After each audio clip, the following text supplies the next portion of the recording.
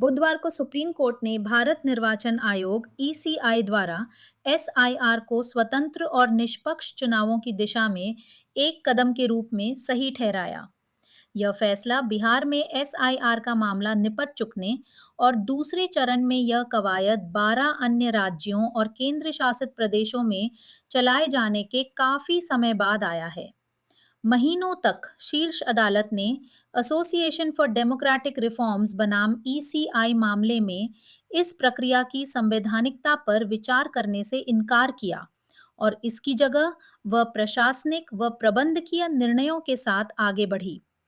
इस बेरोक-टोक कवायद के नतीजतन मतदाता सूचियों में 10% से ज्यादा की शुद्ध कटौती हुई और तकरीबन 6.5 करोड़ नाम हटाए गए।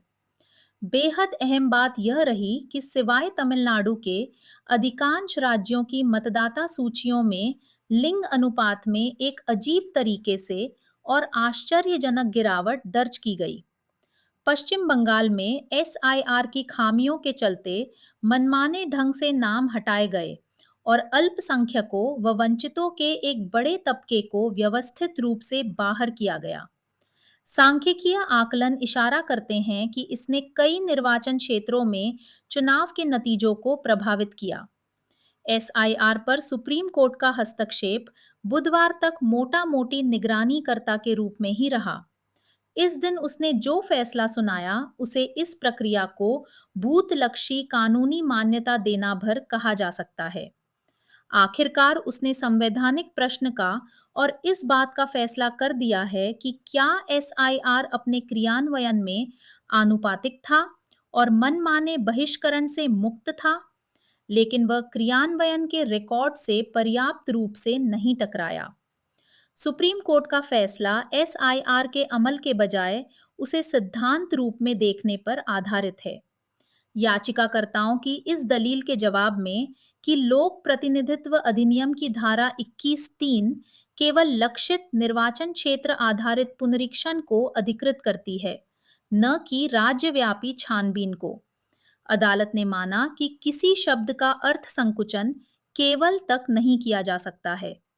अदालत ने यह भी माना कि प्रवासन और नाम हटने जुड़ने की व्यवस्थागत समस्या का समाधान व्यवस्थित तरीके से करने की जरूरत है, लेकिन उसने इस तथ्य को नजरअंदाज किया कि धारा 21(3) एक असाधारण शक्ति है जो साधारण मतदाता सूची पुनरीक्षणों के लिए बाध्यकारी निर्धारित तरीके के सुरक्षा उपाय को हटा देती है।